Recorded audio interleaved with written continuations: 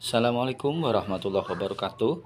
Perkenalkan kami Yasin Asyari CGB 10 dari SDN Geneng 3 Kabupaten Ngawi, mau memaparkan materi terkait dengan pendampingan individu atau PI2 yang akan kami laksanakan. Selamat mengikuti.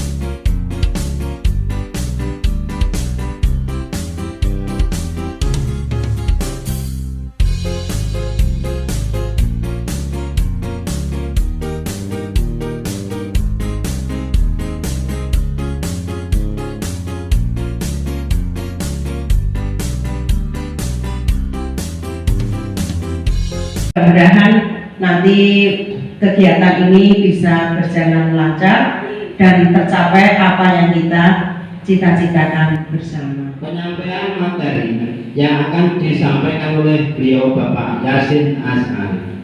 Kepada beliau, Assalamualaikum warahmatullahi wabarakatuh.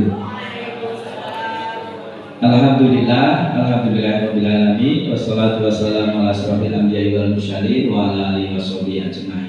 Yang kami hormati Ibu Kepala Sekolah, yang kami hormati Bapak Ibu Guru, yang kami hormati Bu Indah, pengajar praktek saya. Puji syukur kehadirat Allah, di pagi hari ini perkenankan kami akan memaparkan materi. Pangapunten, bukan berarti saya mengguli jenengan. Saya ingin diskusi menyampaikan tugas saya untuk pemaparan visi guru penggerak. Jadi visi di sini bukan visi sekolah yang saya sampaikan, tapi visi saya sebagai guru penggerak ingin seperti apa kelas yang saya pandu nanti. Jadi karena ada visi nanti, ada visi guru dan visi sekolah. Mudah-mudahan nanti masukan dari panjenengan sangat kami harapkan untuk pelajaran hari ini. Biar lebih semangat, menurut saya, mari kita biarkan semangat SD Geneng 3. Saya bukan kaku, tapi sudah di Pak Warno yang luar biasa. Gitu. SD Geneng 3 langkah tegak menuju prestasi. Ini beda ya, langkah tegak menuju prestasi. SD Geneng 3. Ini siswa. Nanti ada yang guru nanti. Sambil mengingat waktu Bapak Ibu kita. Sekarang yang saya sampaikan di sini adalah visi kita. Mungkin kita nanti mempunyai asumsi sebenarnya visi itu apa.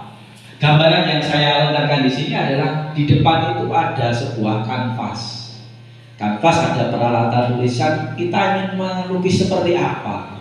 Di kanvas itu kita punya angan-angannya seperti apa. Kan tadi itu visi kita apa tujuannya. Yang kedua, visi itu ibaratkan sebagai kompas. Nanti kan sebentar lagi kita pramuka, pasti ada penjelajahan.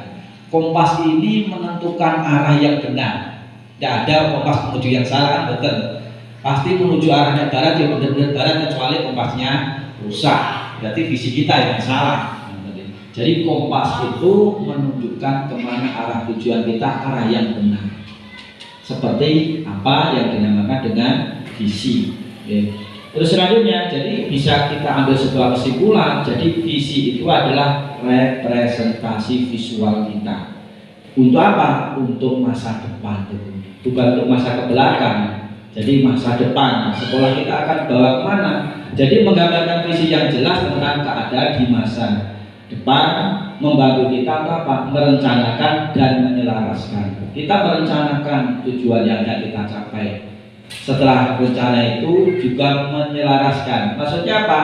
Menyelaraskan visi guru penggerak dengan visi sekolah biar ada koneknya, ya, agar semuanya dapat terwujud. Nah, untuk hari untuk memutuskan visi itu tentunya ada kalimat pemantik. Pemantik itu sebagai rumusan untuk mewujudkan sebuah visi. Karena tentunya visi yang utama dan pertama yang kita pikirkan adalah anak kita. Oke. Pertanyaan pemantik itu diantara apa? Kita memimpikan murid yang titik-titik. Nah, tentunya titik saya, titik Pak Gung, titik Pak Edi, Bu Tun, Bu Wati, Bu Yed, semuanya berbeda. Murid yang bagaimana yang kita inginkan? Kalau saya misalnya yang cerdas, yang unggul, yang potensi, dan lain sebagainya. Intinya adalah menjadi anak yang baik. Tapi titik-titiknya kan kalimatnya berbeda-beda. Selanjutnya kita percaya bahwa murid adalah bisa Pak Gung menganggap murid adalah titipan Allah untuk kita arahkan sesuai dengan tujuannya masing-masing. Murid adalah potensi bagi anak kita yang mempunyai potensi yang luar biasa yang diberikan oleh Allah. Kita tinggal menggali dan mengarahkan potensi itu. Di adone Bu Indah tadi bahwasanya anak itu mempunyai dua kodrat alam sama kodrat zaman. Kodrat alam menurut saya dasarnya belis ya belis, tapi apa? Nanti akan kita tentukan belis itu bisa kita arahkan. Menurut saya biasanya ngumpulin meja. Kalau Bu kepala kayak hati lain bukan meja sing diduduki. Itu kodrat alam berarti ngumpulin meja, tapi kalau kita arahkan, kita berikan potensi, misalnya kayak alat dado, nanti bisa terwujud, terarahkan. Ya, kodrat zaman pendidikan tentunya harus berbeda dengan pendidikan tahun kemarin. Makanya menurut saya, kenapa kok kurikulum kita berbeda? Kadang kan, kurikulum kok begitu lain. Itu sebenarnya menyelaraskan dengan kodrat zaman. Zamannya teknologi ya sendiri daring terus kayak ini. Pak Nadiem itu ternyata setelah saya di CGP itu ya tetap benar Siti. Karena Pak, kita tidak harus melakukan pembelajaran podo kalau bisa terus. Tapi apa? Kodratannya ada kodrat zaman. Di era digitalisasi, ajarnya juga harus digital. Itu ternyata pemikiran Pak Nadiem itu sesuai dengan filosofi diajar Dewantoro bahwa anak itu mempunyai dua kodrat alam sama kodrat zaman. Cara mengendalikan pembelajaran juga seperti itu. Nanti ada restitusi sebenarnya, ada Bapak Ibu. Ada hukuman, ada restitusi, ada yang ketiga nanti ada konsekuensi. Ya, udah lebih paham. Restitusi, konsekuensi, ya, hukuman. Nanti kalau hukuman itu cenderung kepada masa kolonialisme. Ya, kira-kira Bapak Ibu ini kalimat lengkap sudah kita. Nah, ini filosofi pendidikan diajar Dewantoro. Di CGP ini pokoknya sumber utamanya adalah diajar Dewantoro. Sampai kesalahan diajar Dewantoro disingkat biasanya teman itu KHD, KHD, dan KHD. Nah, yang sering kita dengarkan, guru harus melaksanakan 3 konsep ini. Yang pertama, ing arsa sumtulodo, ing adya manungkasa, tuturi handayani. Iso ning ngarep, iso ning tengah, iso ning mburi. Ngeten ketikane diajar Dewantoro. Di depan kita harus memberikan sebuah teladan. Ya, jadi memberikan teladan. Terima kasih Bu Ibu, Bapak Ibu, dan semuanya ketika saya di sini langsung klik masuk. Jadi ilmu dari SMP Ma'arif saya itu pun mereka sudah masuk, pembiasaan sudah ada, sholat sudah ada, dan sebagainya, ngaji ini nenten. Jadi masuk dalam ruang yang sesuai. Jadi tinggal melanjutkan tema apa yang diprogramkan guru agama langsung didukung. Jadi ing ngaso sumber. Yang kedua, ing madya manungkasa, iso ning tengah. Jadi gak kudu ning dhuwur terus, dhuwur ae ngamati tok mungkin cengengan. Di tengah itu pendidik selalu berada di tengah, memulai dan memotivasi. Kita harus memotivasi. Orang yang tengah, tapi menurut diajar Dewantoro, guru juga harus berada di belakang. Tujuannya apa? Pendidik mendukung dan mendorong peserta didik. Masuk gitu, ternyata filosofi jadi seperti filosofinya orang Jawa. Jadi wong itu yo ning ngarep, yo ning tengah, sama di belakang agar konsep pendidikan itu bisa berjalan.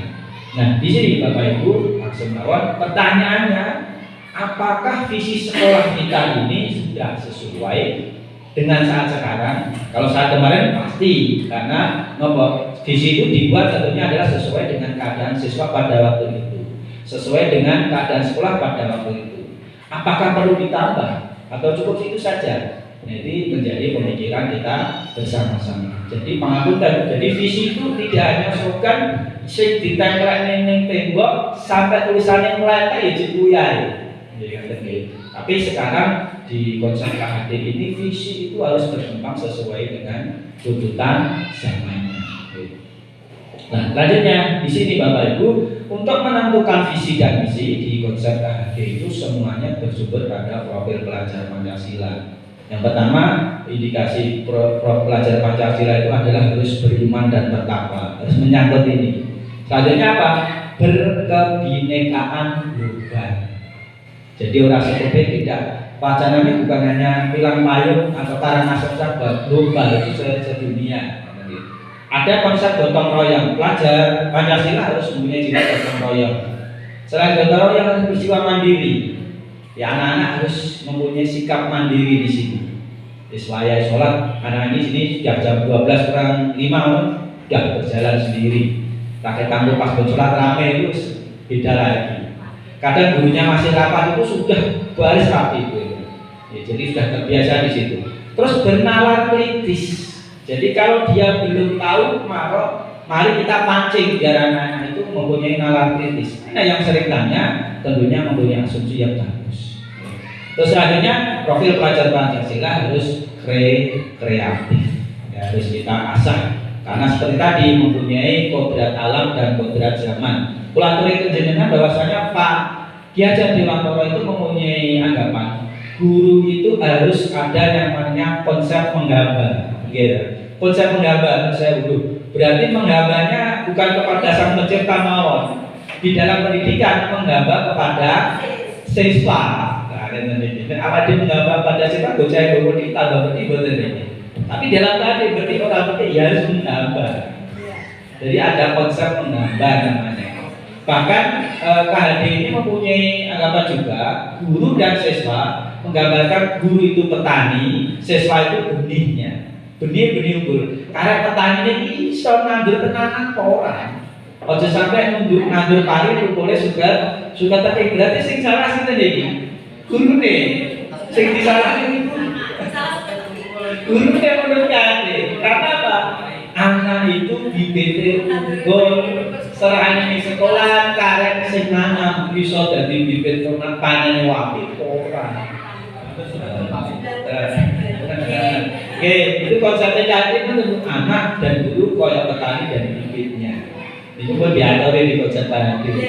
Nah, ini Bapak Ibu, visi saya sebagai guru penggerak memang harus beda. Meskipun nanti ini podo, mana podo aja dimarahi sama Bu Indra, supaya sudah mikir ini. Karena apa nih Pak, ATM saja, ikut tahu. Nah, visi sekolah kita, tadi malam saya minta satu Pak Agung, saya minta profilnya visi sekolah. Ini sebenarnya sudah secara disaran deh.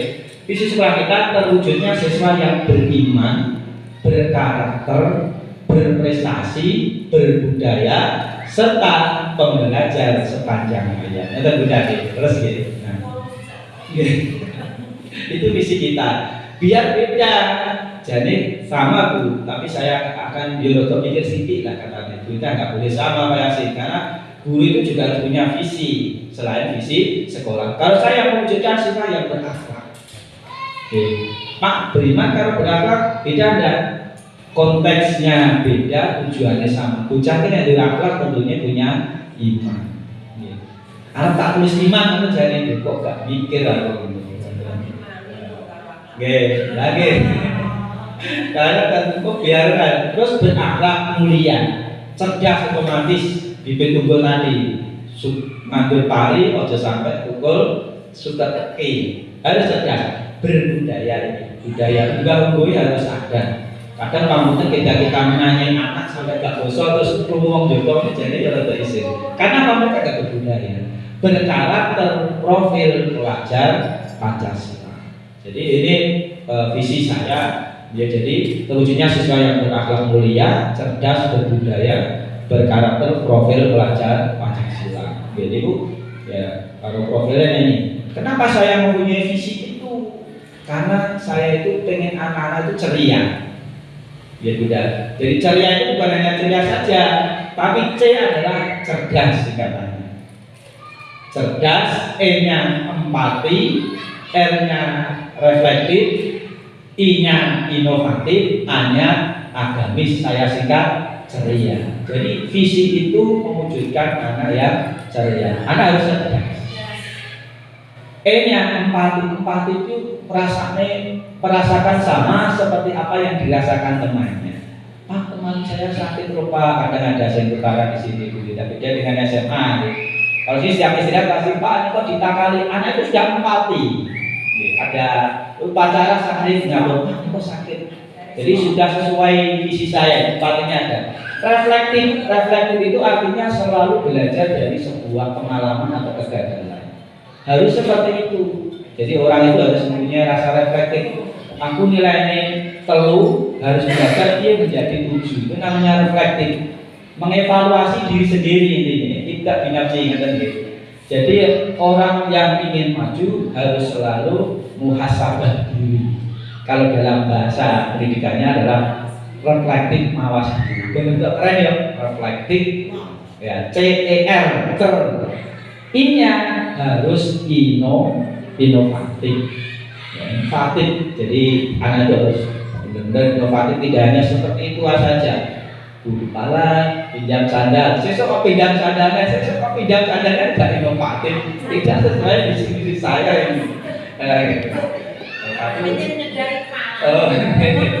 A tentunya adalah visi sama-sama adalah agamis. Jadi visi sudah saya terapkan dengan tujuan anak-anak itu menjadi ceria, cerdas, empati, reflektif, inovatif dan agamis. Nah, ini pendekatan untuk mewujudkan visi-visi Bapak Ibu. Ini materi saya teori saja. Ada inquiry apresiatif atau IA yang merupakan pendekatan manajemen perubahan, kolaboratif dan berbasis kekuatan. Ini boleh sing start proposal mawon. Inquiry apresiatif itu langkah kemudian adalah menggunakan baca. Jadi membuat pertanyaan, ambil pelajaran, gali potensi, jabarkan rencana, baru kita mengeksekusi atau alur eksekusi. Itu langkah-langkahnya agar visi misi kita tepat sasarannya. Nah ini buat pertanyaan menunjukkan penelusuran seperti tadi kalimat rumpang di atas, kita menginginkan anak seperti apa, anak mempunyai potensi apa, itu buat pertanyaan seperti itu. Ambil pelajaran, memandu bagian amal positif. Jadi visinya seperti ini. Nah, penjelasan komponen visi sambung jadi berakhlak mulia, yaitu menggambarkan profil pelajar Pancasila. Di situ ada dimensi beriman dan beragama. Nah, tadi masukan dan saran dari panjenengan sangat kami harapkan. Mungkin ada yang tanya, monggo saya persilakan sambil disapi. Monggo Pak Kun. Pertanyaan saya, bagaimana cara Pak Yasin untuk mewujudkan visi penggerak sekolah kita agar visi tersebut dapat terlaksana dan sekolah kita pun semakin berkembang dan berbudaya. Tolong dengan apa saja awal yang pertama kali yang ingin diwujudkan. Oke, terus Pak ini menuntun cara cepat. Bagaimana praktek dari kita untuk anak yang sudah menerima konsep, baik itu konsep dasar akademik maupun akademik contoh disiplin dalam kelas ataupun di luar kelas. Anak tersebut itu betul-betul tidak bisa menerima konsep. Dan pada tujuan guru ini sebagai guru yang menghalau pada siswa bisa mandiri anak tersebut dan bisa percaya diri. Ini mumpung masih kelas 1, bagaimana terima kasih. Terima kasih. Langsung pulang karena bikin berkenali. Kita konsep keadilan ini ada kata-kata selain menghamba. Seorang guru itu hanya menuntun, bukan menuntut. Ya, nah itu kembalinya. Ya kalau dulu kan, gue tuh bisa kayak Pak Guru, kok Pak sih kata ini katanya KHD, ya. Itu salah. Bersamai mendampingi Pak Yasin untuk menyelesaikan tugas di pendidikan guru penggerak ini. Jadi Intinya sama-sama belajar ngoten nggih Bapak Ibu, apalagi panjenengan semua malah lebih senior dari saya malah junior ini ceritanya, cuma kebetulan saya belajar ilmunya lebih dulu ngoten mawon. Pak Yasin juga lebih senior dari saya sebenarnya, cuma karena posisinya saya pengajar praktek beliau, jadi saya lebih tahu ilmunya dulu ngoten mawon. Jadi intinya sama-sama